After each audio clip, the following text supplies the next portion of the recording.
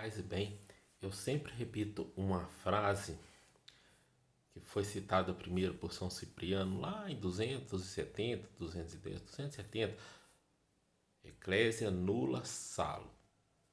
Fora da igreja não há salvação. Por quê? Isso, vamos entender melhor isso. A salvação se deu por meio da igreja. A princípio, no ser humano já tinha um instinto natural de amar um Deus único.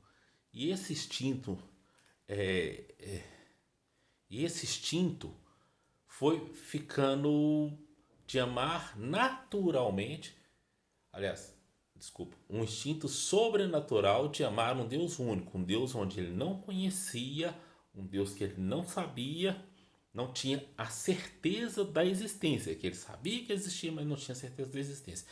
E foi substituindo esse conhecimento por um Deus natural, o Deus da caça, o Deus da plantação, o Deus da vários outros deuses, o Deus da guerra, e foram substituindo o Deus sobrenatural por Deus pelo politeísmo, vários deuses.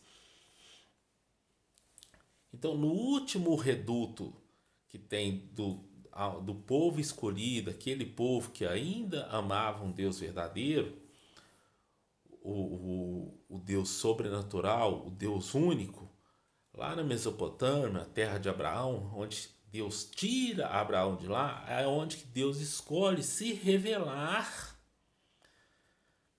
ao povo escolhido, que já estava se tornando um povo politeísta,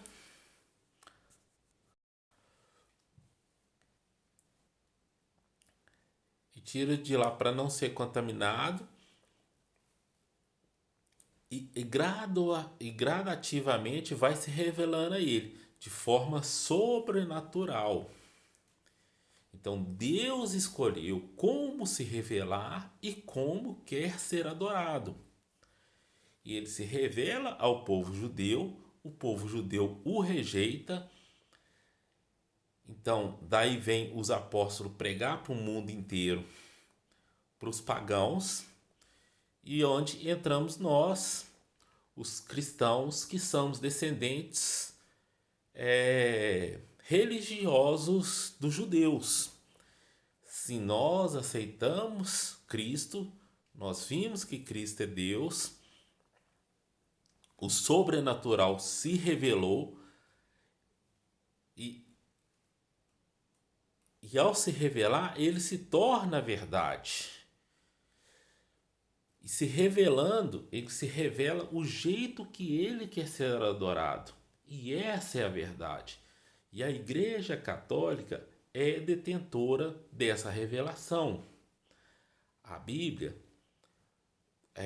os livros que do Antigo Testamento que estavam na Bíblia, foi a Igreja Católica que definiu. Vou dar um exemplo aqui. Jesus mencionava muito o antigo, as escrituras. Ele lia as escrituras no templo. Ele lia as escrituras com 7 livros que os judeus tiraram. Porque os judeus tiraram esses 7 livros depois da morte, 200 anos depois da morte de Cristo. Então, quando Cristo estava vivo, quando Cristo lia as escrituras no templo, ele lia Macabeus 1 e 2, ele lia Tobias. Depois os judeus, por uma questão política, por conveniência, retiraram esses 7 livros. E os evangélicos embalaram lá dele. Outra que os evangélicos embalaram foi no ódio pelas imagens. Que isso vem dos muçulmanos. Os muçulmanos têm um ódio terrível pelas imagens. País mais fundamentalista muçulmano, sua bagagem é revistada e você não entra nesse país com imagem sacra. Nem padre, nem ninguém entra com imagem sacra nesses países. Esse ódio das imagens, esse iconoclastismo, vem dos muçulmanos. Os evangélicos vão pegando tudo de ruim que tem no mundo e vão absorvendo.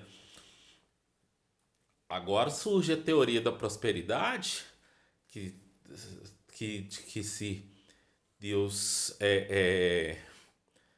se os seus bens, a sua riqueza, o seu conforto é o sorriso de Deus para você. E engraçado, ele não sorriu para Cristo, ele não sorriu para os profetas, ele não sorriu para os discípulos dele, que foram esfolados, que foram crucificados de cabeça para baixo, que tiveram a pele arrancada igual São Judas Tadeu, que foram apedrejados igual Santo Estevão.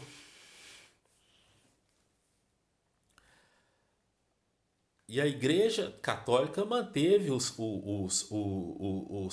voltando lá, a Igreja Católica manteve as Escrituras Sagradas do jeito que Jesus utilizava,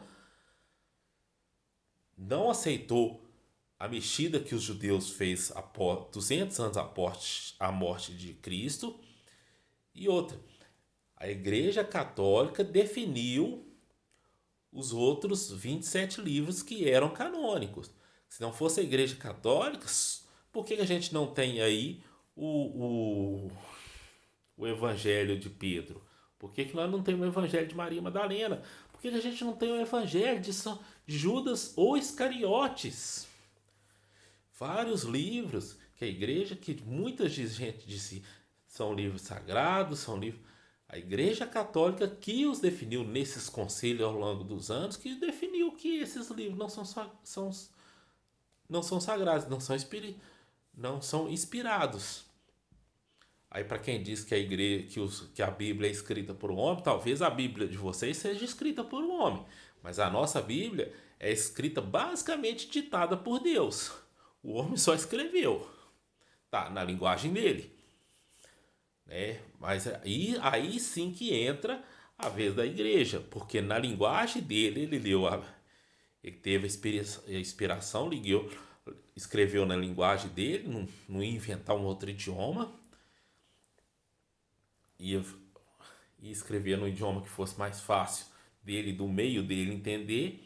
A Igreja Católica faz uma exegese, que é um estudo das palavras que eram usadas naquela época, no contexto usado naquela época. Um exemplo disso é chamado os primos, os irmãos de Jesus, que na linguagem da época não usava a palavra primo. Então, quando foi escrito, não existia a palavra primo. Então, se colocou a palavra irmãos. Assim como Ló também lá no Antigo Testamento é mencionado como o seu sobrinho é mencionado como irmão de Ló, mas era sobrinho de Ló, que ia ser destruído em Sodoma e Gomorra.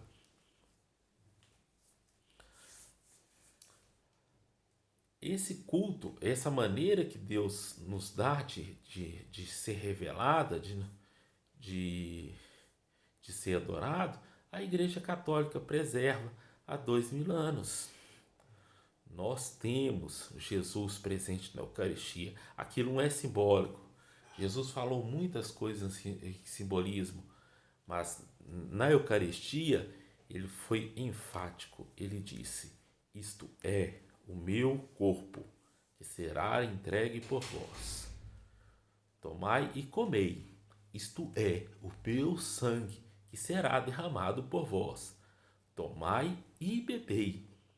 Ele não diz isso é um simbolismo do meu sangue, isso é um simbolismo do meu corpo.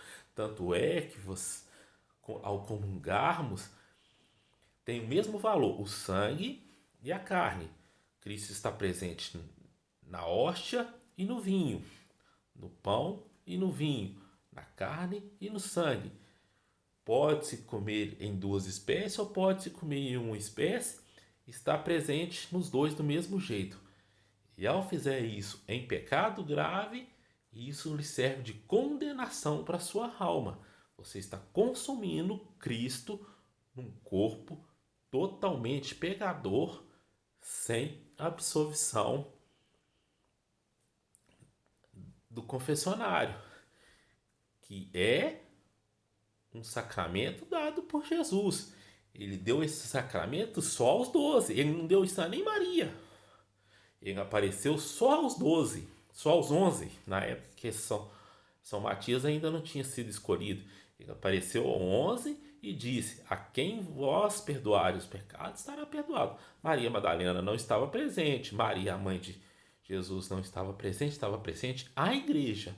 Então, a igreja tem o poder de perdoar pecado. E outra frase que foi muito bem dita, que ele disse a Pedro e também disse de novo à igreja, aos 12 apóstolos: a quem tu ligares no céu, a quem tu ligares na terra será ligados no céu, a quem desligares na terra será desligado no céu. Por isso Pedro, o Papa, hoje nós estamos com o Papa Leão XIV, tem a chave para definir. É claro que com muito discernimento, não é uma decisão leviana, definir um dogma. Assim como for definido que Maria foi virgem e assunta ao céu. Imaculada, virgem e assunta ao céu. Como também não é um dogma falar que o Papa é escolhido pelo Espírito Santo. Não é. A igreja não proclama isso, não. O Papa é escolhido pelos cardeais, esperam sim que eles. Claro, na escolha do cardeal, de um sacerdote, é pelo Espírito Santo. Aí as suas escolhas, acreditamos que sim, eles têm a inspiração do Espírito Santo, mas eles podem fazer por egoísmo. Mas nós acreditamos que sim, o Espírito Santo age neles, eles estão em momento de oração e ali se esvaiam-se do pecado deles e deixam, mesmo que um ou outro seja corrompido, os 2/3 não vai ser. Mas não é dogma falar que o Papa é escolhido pelo Espírito Santo. O Papa é escolhido por cardeal, isso é escolha humana, que sim, acreditamos ter uma interferência do Espírito Santo, uma interferência de Deus. Então, explicado isso porque Ecclesia Nulla Salus, vários vários papas, bispos vêm comentando isso desde o século 270, que fora da igreja não há salvação. Por quê? A igreja é detentora do meio de salvação.